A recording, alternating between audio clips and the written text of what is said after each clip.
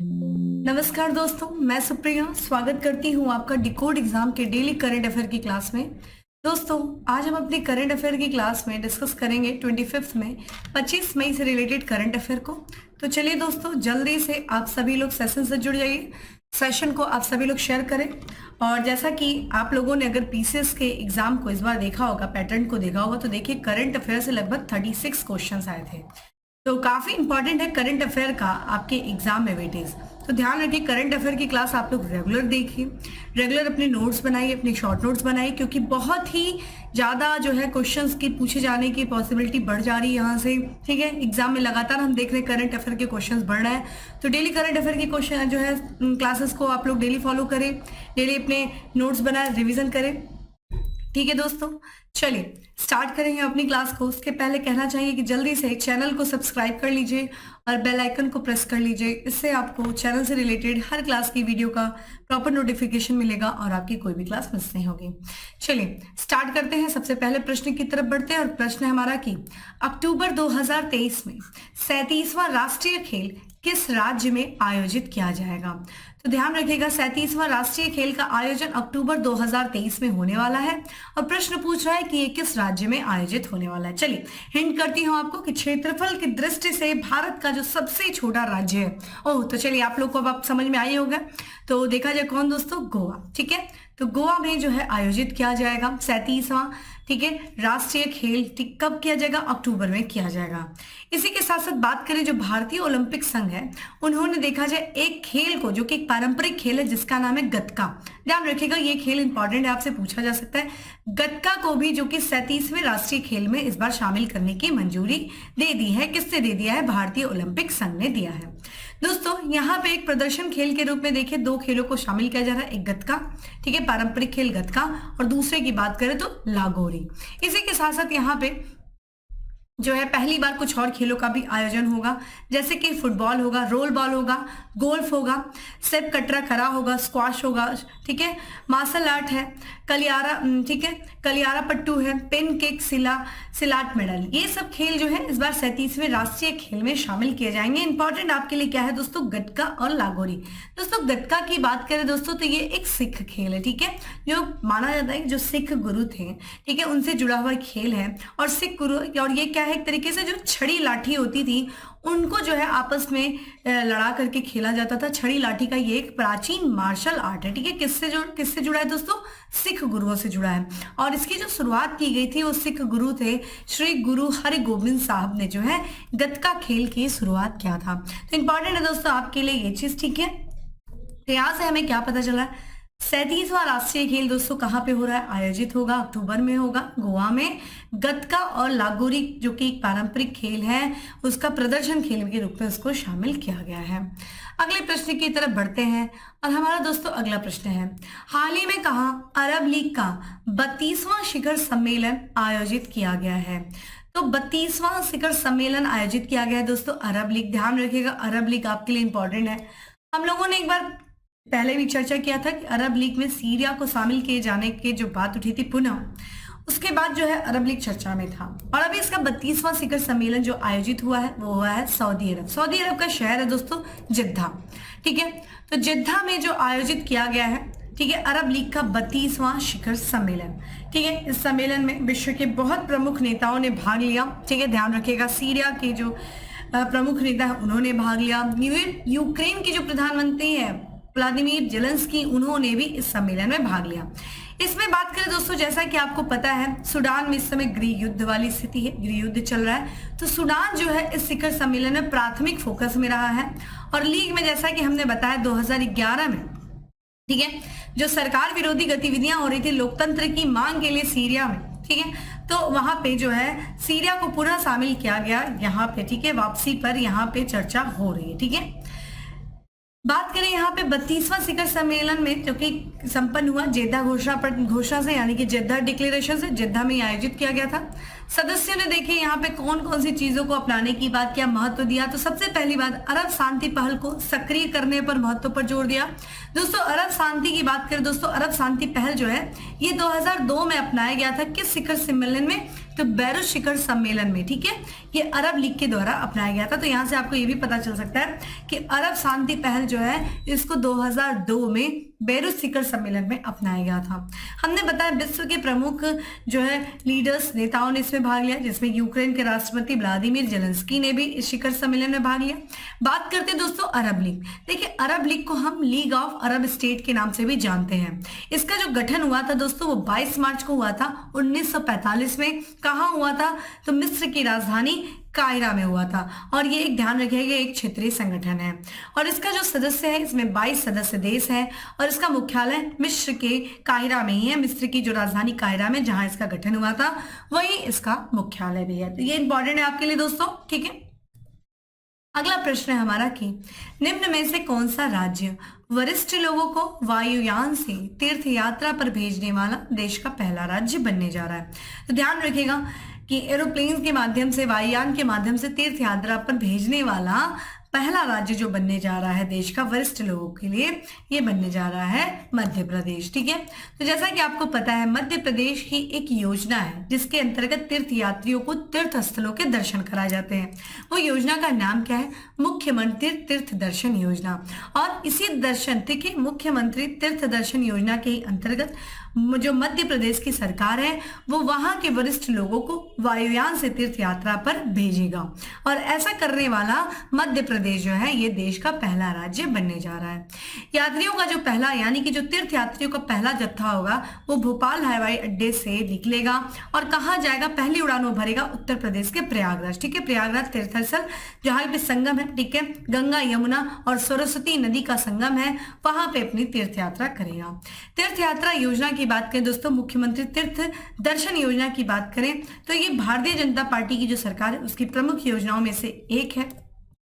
इसकी जो शुरुआत की गई थी इस योजना की ये 2022 में किया गया था और अब तक देखा जाए इस योजना के तहत जो है लगभग 7,80,000 से, ठीक है, 80,000 से अधिक बुजुर्ग लोगों को विशेष रेलगाड़ियों के माध्यम से तीर्थ यात्रा कराया जा चुका है। तो अभी तक रेल मार्गों से या रेलगाड़ियों के माध्यम से तीर्थ यात्रा कराया जा रहा था, अब जो कि पहली बार है वायुयान के माध्यम से तीर्थ यात्रियों को तीर्थ दर्शन कराया जा रहा है, ठीक है। यहाँ पे बात कर रहे थे दोस्तों कुछ और भी मध्य प्रदेश सरकार से संबंधित कुछ योजनाओं के बारे में, जैसे कि मध्य प्रदेश की सरकार ने छात्रों में उद्यमशीलता का विश्वास और कौशल विकसित करने के लिए तेजस्वी कार्यक्रम शुरू करने की घोषणा की है मध्य प्रदेश सरकार ने। तो तेजस्वी कार्यक्रम मध्य प्रदेश सरकार की है, छात्रों में उद्यमशीलता को बढ़ावा देना, कौशल को विकसित करने के उद्देश्य थे। वहीं देखा जाए मुख्यमंत्री आवासीय भूमि अधिकार योजना जो शुरू की गई है वो भी मध्य प्रदेश सरकार के द्वारा। और अभी दोस्तों हाल की बात करें, भी हाल ही में देखा जाए दोस्तों तो यहाँ पे राज्य सरकार ने एक बेरोजगार जो युवा है उनके लिए एक मुख्यमंत्री सीखो कमाओ योजना का प्रारंभ किया। अभी हाल की बात है मध्य प्रदेश सरकार ने। इसमें क्या किया जाएगा? जो 18 से लेकर के 29 वर्ष के जो युवा है उनको रोजगार से जोड़ने के लिए 703 पाठ्यक्रमों में व्यावसायिक संसाधनों के माध्यम से प्रशिक्षण दिया जाएगा, ठीक है। तो ध्यान रखिएगा मुख्यमंत्री सीखो कमाओ योजना भी मध्य प्रदेश सरकार से संबंधित है। आइए दोस्तों अगले प्रश्न की तरफ बढ़ते हैं जो कि देश से रिलेटेड है और ध्यान रखिएगा इस बार तो एग्जाम में डेज पूछा था, साथ ही साथ एक दिन का दिवस भी पूछा था, थीम भी पूछी थी। तो थीम भी इंपॉर्टेंट है आपके लिए। यहाँ पे पूछा जा रहा है कि हाल ही में कब जैविक विविधता के लिए अंतर्राष्ट्रीय दिवस मनाया गया?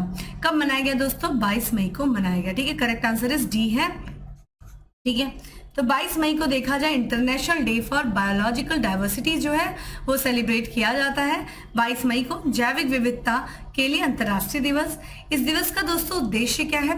तो पृथ्वी के विविध पारिस्थितिकी तंत्रों की समझ को बढ़ाना और संरक्षण को प्रोत्साहित करना इस दिवस की जो है उद्देश्य है। वही बात करें इस साल जो कि जैविक विविधता के लिए अंतर्राष्ट्रीय दिवस की थीम क्या थी? Agreement to action build back biodiversity जो है ये इसकी थीम थी, ठीक है। ये चीज ध्यान रखिएगा। यहाँ पे कुछ अन्य दिवस की भी बात कर लेते हैं जो आपके लिए इंपॉर्टेंट है, जैसे कि विश्व मधुमक्खी दिवस जो मनाया गया वो मनाया गया 20 मई को मनाया गया, ठीक है। वही बात करें विश्व एड्स टीका दिवस दोस्तों कब मनाया गया? 18 मई को मनाया गया। लेकिन अगर आपसे पूछा जाए वर्ल्ड एड्स डे कब मनाया जाता है दोस्तों, ये आपके लिए इंपॉर्टेंट हो जाता है। अब आप मुझे कमेंट बॉक्स में बताइए। ये तो ध्यान रखिएगा, ये विश्व एड्स टीका दिवस है, ठीक है, लेकिन वर्ल्ड एड्स डे किसी और दिन मनाया जाता है, वो आप मुझे कमेंट बॉक्स में बताएंगे। अगला है अंतर्राष्ट्रीय संग्रहालय दिवस कब मनाया गया? 18 मई को मनाया गया, ठीक है। यहाँ पे हम बात करें विश्व उच्च रक्तचाप दिवस कब मनाया गया? 17 मई को मनाया गया। वही बात करें विश्व दूरसंचार और सूचना समाज दिवस कब मनाया गया? 17 मई को मनाया गया। तो ये मई के संबंधित कुछ इंपॉर्टेंट डेज थे जो आपके लिए जरूरी थे। अब बात करते हैं दोस्तों हम अपने अगले प्रश्न की।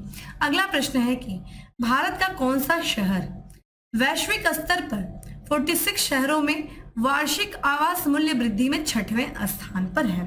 तो ध्यान रखिएगा, आवास का जो मूल्य वृद्धि है उसमें 6ठे स्थान पर कौन सा शहर है ये आपसे पूछा जा रहा है, ठीक है। तो यहाँ पे ध्यान रखिएगा, correct answer is a, Mumbai है, ठीक है। चलिए आइए देखते हैं यहाँ पे। तो देखिए एक रियल एस्टेट सलाहकार, ठीक है जिसका नाम है नाइट फ्रैंक इंडिया, उसने एक रिपोर्ट जारी किया, ठीक है। किसके द्वारा? नाइट फ्रैंक इंडिया के द्वारा एक रिपोर्ट जारी किया गया और उसमें हाई एंड रेजिडेंशियल प्रॉपर्टीज की जो वार्षिक मूल्य वृद्धि है उसमें बताया गया है कि जो मुंबई है वो विश्व के 46 वैश्विक शहरों में 6वें स्थान पे पहुंच गया है। और यहाँ पे कितनी वृद्धि दर्ज की गई है? 5.5%, यानी कि 5.5% की वृद्धि दर्ज की गई है, ठीक है। कितना जो आवास है उनके वृद्धि के मामले में, उनके मूल्य वृद्धि के मामले में। नाइट फ्रैंक ने एक बयान में कहा है कि मुंबई में, ठीक है, जनवरी से लेकर के मार्च के बीच 2022 की अवधि में ये देखिए कितने स्थान पे था? पिछले साल यही स्थान 38वें स्थान पे था, लेकिन इतनी तेजी से वहां पे महंगाई बढ़ी है संपत्ति की कि उसकी कुल वृद्धि के मामले में जो मुंबई विश्व में 6वें स्थान पे पहुंच गया, ठीक है। बेंगलुरु की बात किया जाए तो ये देखिए 16वें स्थान पे मौजूद है। वहीं दिल्ली की बात किया जाए, आवास की संपत्ति की जो कीमत बढ़ती है उसमें 22वें स्थान पे है। और वहीं पिछले साल में जो समान अवधि में, यानी कि जनवरी से लेकर के मार्च के बीच में 2022 के बीच में बेंगलुरु में जो है वो 37वें स्थान पे था और दिल्ली जो कि 39वें स्थान पे था। तो इससे देख सकते हैं मात्र एक साल के दौरान कितनी तेजी से यहाँ के जो आवास के मूल्य है उनमें तेजी से वृद्धि देखने को मिली है। मुंबई में देखिए सालाना आधार पे जो महंगी संपत्ति की कीमत कितनी बढ़ी है? 5.5% की दर से। वही देखा जाए बेंगलुरु में 3% बढ़ी है और यहाँ पे देखा जाए दिल्ली में 1.2% वृद्धि दर्ज की गई। तो बहुत तेजी से मुंबई में कीमतें बढ़ी हैं। तो नाइट फ्रैंक की ये रिपोर्ट है, ठीक है। आइए दोस्तों अगले प्रश्न की तरफ बढ़ते हैं कि राष्ट्रीय जांच एजेंसी ने आतंकवादी गैंगस्टर ड्रग तस्करों के गठजोड़ के खिलाफ किस ऑपरेशन को चलाया है, ठीक है। तो यहाँ पे बात करते हैं कि ये जांच एजेंसी है, राष्ट्रीय जांच एजेंसी, उसने आतंकवादी गैंगस्टर ड्रग तस्करों के गठजोड़ के खिलाफ जिस ऑपरेशन को चलाया है दोस्तों उसका नाम है ऑपरेशन ध्वस्त, ठीक है। Correct answer is C. तो यहाँ पे देखा जाए तो ये एक तरीके से ध्यान रखिएगा, यहाँ पे राष्ट्रीय जांच एजेंसी जो है उसने ऑपरेशन ध्वस्त चलाया है, ठीक है, ध्वस्त लॉन्च किया है। किस उद्देश्य से दोस्तों? संगठित अपराध और आतंकवाद को समाप्त करना। संगठित अपराध देखिए दोस्तों क्या होता है, जैसे कि संगठित यानी कि संगठन, यानी कि जहां पे 2 से 4 लोग मिल करके नियोजित तरीके से योजना बना करके किसी अवैध कार्य को क्या करते हैं? अंजाम देते हैं, ठीक है। ऐसे कार्य को क्या कहा जाता है? ऐसे अपराध को क्या कहा जाता है? संगठित अपराध कहा जाता है। ये बेसिकली देखा जाए तो जो पेशेवर अपराध होता है उसी को हम कहते हैं, ठीक है। साथ ही साथ देखा जाए आतंकवाद को समाप्त करना। ऑपरेशन ध्वस्त का देखिए उद्देश्य क्या है? जो कुछ भी राष्ट्रीय सुरक्षा, देखिए सबसे ऊपर क्या होता है दोस्तों? राष्ट्रीय सुरक्षा होती है। तो राष्ट्रीय सुरक्षा के लिए जो कुछ भी खतरा जो उत्पन्न करने वाले जो आतंकवादी समूह होते हैं, जो गैंगस्टर होते हैं, जो ड्रग्स तस्कर होते हैं, उनसे जुड़े जो गठजोड़ होते हैं उनको समाप्त करना, ठीक है। इसके लिए आईएनए क्या करेगा? जो भी स्थानीय कानून प्रवर्तन एजेंसियां उनके साथ मिल करके, ठीक है, छापामारी करके एक नियोजित तरीके से योजना बना करके ऑपरेशन शुरू किया है। और यहाँ पे जो कुछ भी राष्ट्रीय हित के लिए, राष्ट्रीय सुरक्षा के लिए जो कुछ भी खतरा उत्पन्न करने वाली जो गतिविधि होंगी, जो आतंकवादी समूह होंगे, जो तस्कर होंगे, जो गैंगस्टर होंगे, उनको वो क्या करेगा? जड़ से समाप्त करेगा, ठीक है। बात कर लेते हैं राष्ट्रीय जांच एजेंसी की। दोस्तों इसका जो गठन हुआ था वो राष्ट्रीय जांच एजेंसी अधिनियम 2008 के तहत किया गया था। एक तरीके से देखा जाए तो ये एक केंद्रीय आतंकवाद विरोधी कानून प्रवर्तन एजेंसी के रूप में ये कार्य करता है। इसका मुख्यालय देखिए नई दिल्ली में है और इसके जो संस्थापक महानिदेशक थे वो राधा विनोद राजूतु थे, ठीक है। तो आप लोगों के लिए इंपॉर्टेंट क्या है? ऑपरेशन ध्वस्त, जो कि आईएनए के द्वारा जो कि नेशनल इन्वेस्टिगेशन एजेंसी के द्वारा चलाया गया था। यहाँ पे कभी हाल ही में हम लोगों ने एक ऑपरेशन पढ़ा था दोस्तों, ऑपरेशन करुणा, ये भी आपके लिए इंपॉर्टेंट हो जाता है। तो एक भारत सरकार के द्वारा ऑपरेशन चलाया गया था म्यांमार के लोगों के लिए। म्यांमार के लोगों के लिए क्यों दोस्तों? जैसा कि आपको पता है जो है चक्रवात मोचा आया था जिससे बांग्लादेश और म्यांमार प्रभावित हुए थे। तो म्यांमार के जो लोग प्रभावित हुए थे उनको मानवीय सहायता प्रदान करने के लिए भारत सरकार ने ऑपरेशन करुणा शुरू किया है। तो ये भी आपके लिए इंपॉर्टेंट हो जाता है। अगला प्रश्न है दोस्तों कि किस राज्य में सागर परिक्रमा का 5वां चरण शुरू हुआ है? तो सागर परिक्रमा का 5वां चरण किस राज्य में शुरू किया गया है? तो ऑप्शन दोस्तों क्या है? Maharashtra. Correct answer is a, ठीक है, महाराष्ट्र है। तो ये 12, ठीक है, 12 सागर परिक्रमा का 5वां चरण जो है महाराष्ट्र के कहां से दोस्तों? रायगढ़ से शुरू किया गया। इसका जो उद्घाटन शुभारंभ किया गया वो केंद्रीय मंत्री जो है पुरुषोत्तम लाल रूपाला ने 17 मई को करंजा रायगढ़ जिले में, वहां से सागर परिक्रमा यात्रा चरण 5 का शुभारंभ किया है। ठीक है, करंजा के कार्यक्रम में देखा जाए तो 6000 से अधिक मछुआरों, ठीक है, मछली किसानों और अन्य गणमान्य व्यक्तियों ने इसमें जो है भाग लिया। बात करें सागर परिक्रमा के 5वें चरण का जो आयोजन हुआ है वो महाराष्ट्र के रायगढ़, ठीक है, रत्नागिरी और सिंधुदुर्ग जिले और गोवा के वास्को, मारवा गोवा और कैनाकोना में किया गया। तो एक तरीके से महाराष्ट्र और गोवा के तट पर जो है ये सागर परिक्रमा का 5वें चरण का आयोजन किया गया। उद्देश्य क्या है दोस्तों? सागर परिक्रमा, ये इंपॉर्टेंट है, तो ये देखिएगा, ये विभिन्न योजनाओं और कार्यक्रम के माध्यम से मछुआरों और हितधारकों के आर्थिक उत्थान की सुविधा प्रदान करता है। तो जो भी मछुआरे होते एक तरीके से ये जो है आर्थिक उत्थान की किनके मछुआरों के लिए ये परिक्रमा शुरू की जाती है, सागर परिक्रमा। इस परिक्रमा यानी कि इस यात्रा के दौरान जो है जो मछुआरे हैं उनको प्रधानमंत्री मत्स्य संपदा योजना, किसान क्रेडिट कार्ड, राज्य योजनाओं से संबंधित प्रमाण पत्र स्वीकृति प्रदान की जाएगी। ठीक है, ये जो परिक्रमा है दोस्तों सागर परिक्रमा, इसका जो पहला चरण दोस्तों 5 मार्च 2022 को मांडवी से शुरू हुआ था और ये कहाँ समाप्त हुआ था? 6 मार्च 2022 को पोरबंदर गुजरात से समाप्त हुआ था। ठीक है, पहला जो था 2022 में। चलिए आप मुझे कमेंट बॉक्स में आंसर करिए कि प्रधानमंत्री मत्स्य संपदा योजना किस वर्ष शुरू हुई थी? ठीक है, किस वर्ष शुरू किया गया था प्रधानमंत्री मत्स्य संपदा योजना? ठीक है, चलिए हम अपने अगले प्रश्न की तरफ बढ़ते हैं कि किस हवाई अड्डे के नए टर्मिनल प्रोजेक्ट को अंतरराष्ट्रीय सुरक्षा पुरस्कार दिया गया है? तो अंतरराष्ट्रीय सुरक्षा पुरस्कार किस हवाई अड्डे के नए टर्मिनल प्रोजेक्ट को दिया गया दोस्तों? त्रिची हवाई अड्डा, ठीक है, तमिलनाडु का है। त्रिचमपल्ली जो हवाई अड्डा है वही है, ठीक है, तमिलनाडु का जो हवाई अड्डा है। तो त्रिची इंटरनेशनल एयरपोर्ट है, ठीक है, उसे नए टर्मिनल प्रोजेक्ट को ब्रिटिश सेफ्टी काउंसिल ने प्रथम श्रेणी में, योग्यता श्रेणी में अंतरराष्ट्रीय सुरक्षा पुरस्कार से सम्मानित किया है।